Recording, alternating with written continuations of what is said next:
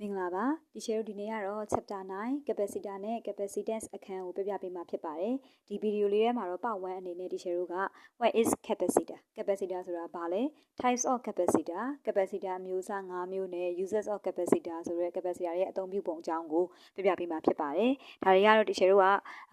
concept မေးခွန်းလေးတွေမေးလို့ရသလိုတမှတ်တန်လေးတွေအတွက်လည်းဒီပိုင်းလေးတွေကကြည့်ရမှာဖြစ်တယ်ပေါ့နော်အဲ့တော့အရင်ဆုံးပထမတစ်ပိုင်းအနေနဲ့ဒီရှယ်တို့ကတော့သူက capacitor ဆိုတာဘာလဲပေါ့နော်အဲ့တော့ capacitor ဆိုတာဘာလဲဆိုရင်သူက electric circuit component လျှက်စီးပန်လန်းကြောင်းမှာရှိတဲ့အစိတ်ပိုင်းလေးပဲနော်သူ့ရဲ့အလုပ်ကကျတော့ to store electrical energy ဒါလေးတွေ keyword လေးတွေသင်ရတယ်နော် electrical energy လျှက်စစ်စွမ်းအင်ကိုတိုးလောင်ပေးနိုင်တဲ့ပန်လန်းကြောင်းမှာရှိတဲ့ component လေးတစ်ခုပါပဲပေါ့နော်ဒါကတော့ဒီရှယ်ကတမှတ်တန်မေးခွန်းအတွက်ပေါ့နော် true form ဖြစ်ဖြစ်quality blank ပဲဖြစ်ဖြစ်ပေါ့နော်ဒါ what is capacitor ဆိုရဲမေးခွန်းအတွက်ကတော့အောက်မှာဒီရှယ်တို့ကဖြေလို့ရတယ်ပေါ့နော်အဲ့တော့ဒီမှာ capacitor ကဒီရှယ်တို့ကဘာနဲ့တူလဲဆိုရင် rechargeable batteryပြန်ပြီးတော့အားသွင်းနိုင်တဲ့ battery တစ်လုံးနဲ့တူတယ်เนาะဒါဆို similar ဖြစ်တယ်ဘာနဲ့ similar ဖြစ်တယ်လို့မေးတယ်ဆိုရင် rechargeable battery ဖြစ်တယ်ပြီးရင် capacitor ကိုကျွန်တော် originally known as အရင်တော့ capacitor လို့မခေါ်ဘူးသူဘယ်လိုခေါ်လဲဆိုရင် condenser လို့ခေါ်ခဲ့တယ်ပေါ့ဒါလေးကတမှတ်တန်လေးတွေပေါ့เนาะအဲ့တော့ဒီမှာဆိုရင် capacitor ဆိုတာ circuit component တစ်ခုပဲပြီးရင်သူက electrical energy ကို store လုပ်ပေးတယ်ဆိုတော့ keyword လေးတွေ capacitor ကဘာနဲ့ similar ဖြစ်လဲဆိုရင် rechargeable battery နဲ့ similar ဖြစ်တယ် originally known as အနေနဲ့ကတော့ဘာနဲ့သိလဲဆိုရင် condenser အနေနဲ့သိတယ်ဒါလေးကတမှတ်တန်လေးဒီဘာလေးကရရင်ရပြီပေါ့နော်အဲ့တော့ဖတ်ဟိုပါပေါ့နော်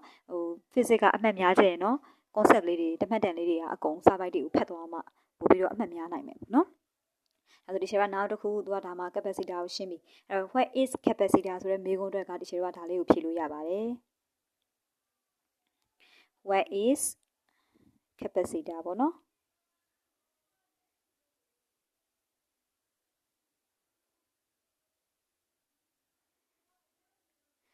what is capacitor အတွက်ဆိုရင်ဒီရှယ်တို့ကဒီမှာ a capacitor is a electrical device ခုနပြောရလျှက်စစ်ပစ္စည်းကိရိယာတစ်ခု that store electrical energy လျှက်စစ်ကိုတိုးလောင်ပေးနိုင်တဲ့ဘာပုံစံနဲ့လဲဆိုရင် electric field လျှက်စစ်စက်ကွင်းပုံစံနဲ့ဒါက what is a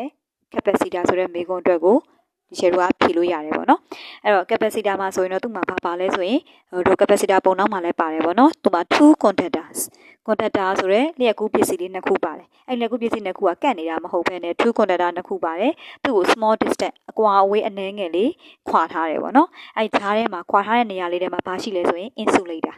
လျှက်ကပစ္စည်းလေးကိုအဲ့ဒီ conductor နှစ်ခုကြားထဲမှာထည့်ထားတယ်ဒါသူ့ရဲ့ structure လေးကိုသူကရှင်းထားတာပေါ့နော်အဲ့ဆိုဒီဘိုင်းလေးမှာဒီရှယ်တို့ကမေခွန်းက what is a capacitor မေခွန်းအတွက်ဒီရှယ်တို့ကစဉ်းစားလို့ရတယ်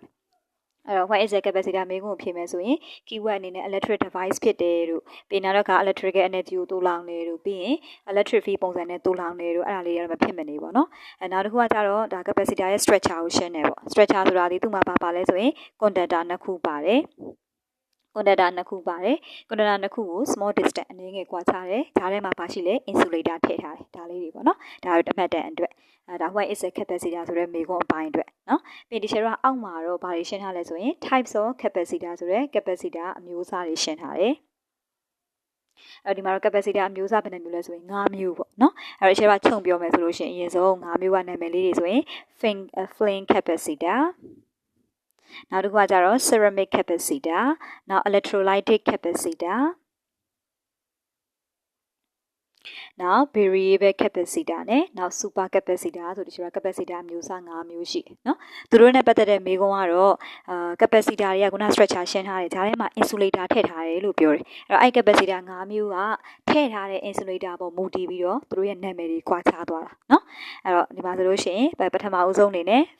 flame capacitor ပေါ့နော်အဲ့တော့သူ့ရဲ့နာမည်အတိုင်းပဲ flame capacitor ဆိုတာဒီသူ့ရဲ့ကြားခံတဲ့အနေနဲ့ပေါ့နော်ဒီရှယ်ကအမှ dielectric medium လို့သုံးတယ်နောက်ပိုင်းမှာလည်းရှင်းထားပါတယ်နော်အဲ့ဒါပေမဲ့ G10 11နဲ့မှာလည်းသိပြီးသားပဲ dielectric ဆိုတာလျှက်ကန့်နော်လျှက်ကန့်နဲ့ကြားခံနေပေါ့နော်ကြားခံနေရဲ့ဒီပေါ့လျှက်စီးချောင်းတွေကိုဘယ်လောက်ထိစီးခွင့်ပြုလဲပေါ့နော်အဲ့လျှက်ကန့်ကြားခံနေအဲ့ကြားခံနေကဒီရှယ်တော့ plastic flame ပြားလေးသာထည့်ထားတယ်ဆိုရင်ဒီဟာကိုဒီရှယ်ကဘာလို့ခေါ်လဲဆိုရင် flame capacitor လို့ခေါ်တယ်အဲ့တော့သူ့ရဲ့ keyword ကဒါပဲပေါ့နော် flame capacitor ဆိုတာဒီ plastic flame ထည့်ထားတယ်နော် dielectric medium အနေနဲ့ plastic flame ကိုသုံးထားတယ်နောက်တစ်ခါသူကတော့နောက်ထပ်တစ်ခုမှတ်ကမှာကတော့ သူက any value ပေါ့နော်ဘယ်တန်ဖိုးမဆိုတန်ဖိုးရနိုင်တယ်ပေါ့ပြီးရင်သူ့ရဲ့ working voltage ပေါ့ဒီ plastic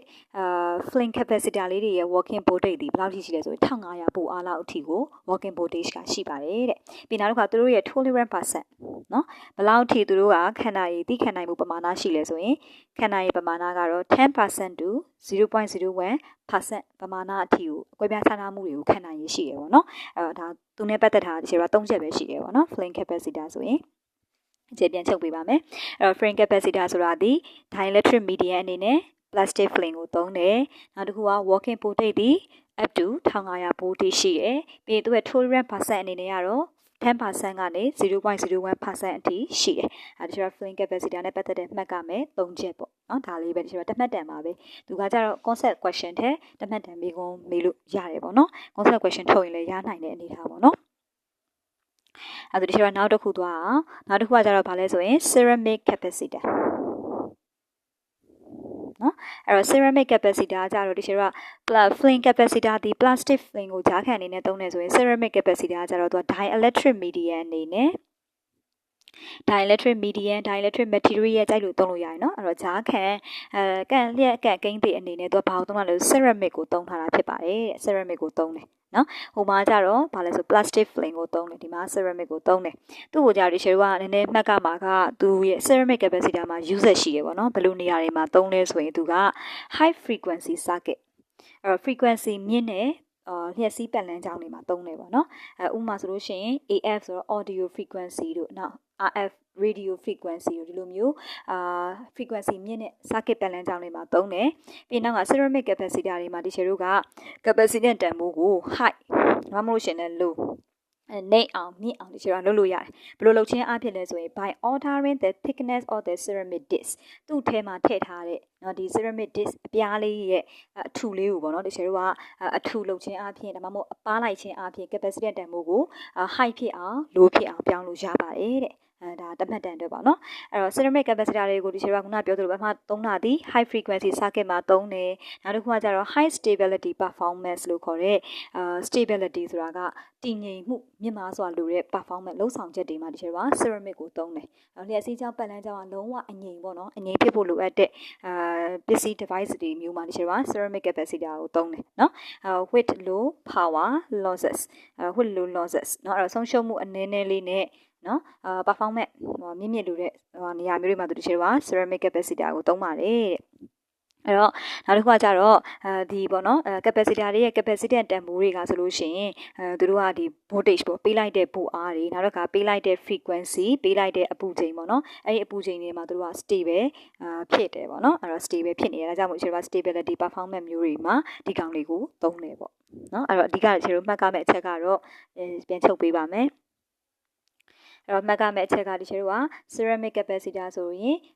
dielectric material အနေနဲ့